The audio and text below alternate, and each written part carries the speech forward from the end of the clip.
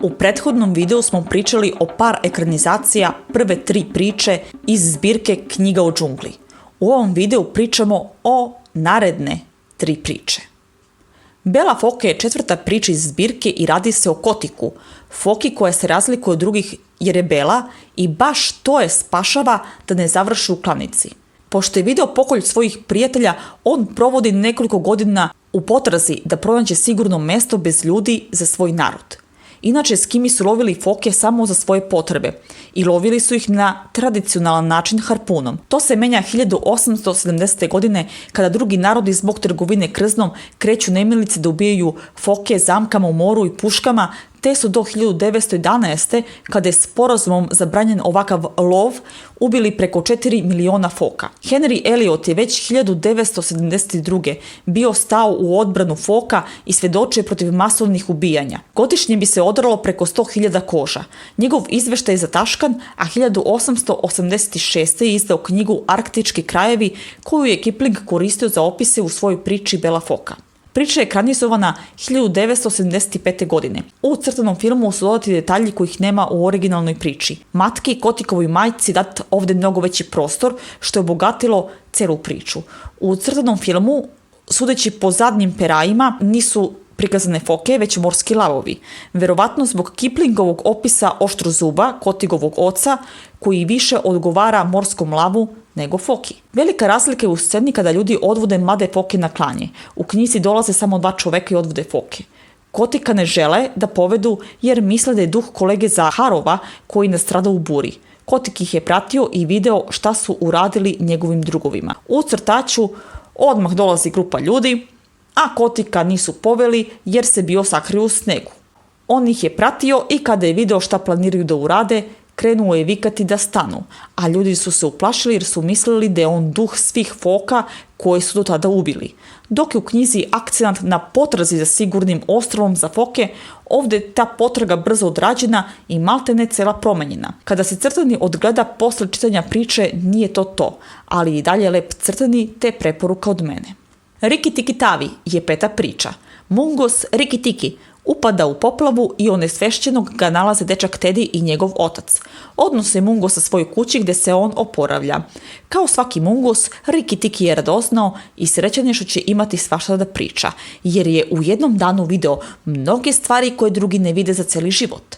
Istražujući baštu otkriva da tu žive 2 kraljevske kobre.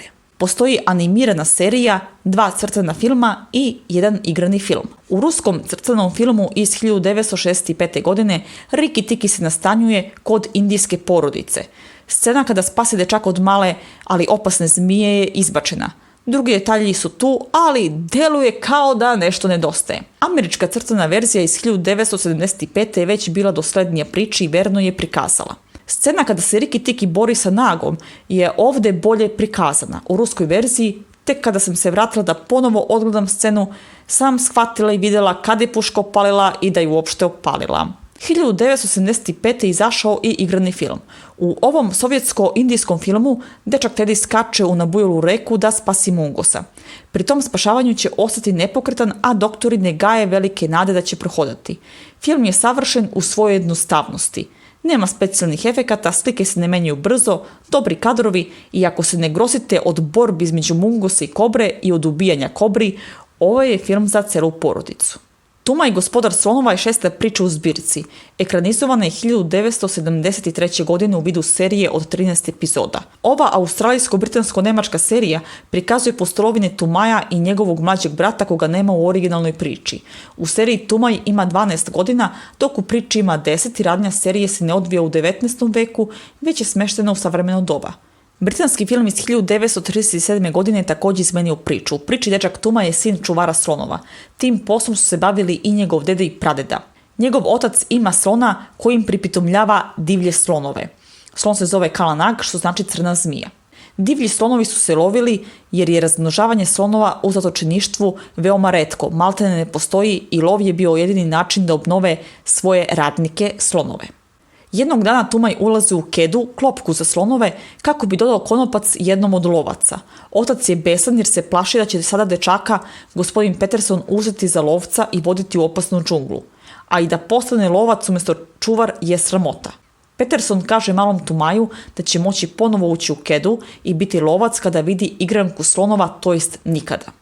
Inače, igranke slonova stvarno postoje, ali se retko mogu vidjeti, pa su važile za legendu. Još uvijek se ne zna zbog čega slonovi izvode ples.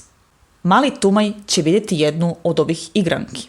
U filmu Mali Tumaj od samog početka želi biti lovac. Otac mu gine, a Kala Nag povredi novog gazdu jer ga je tukao. Tumaj misli da će Peterson ubiti slona, te beži sa slonom u džunglu i vidi igranku slonova. Kasnije pomaže Petersonu da uhvati sve te slonove. Jadni slonovi.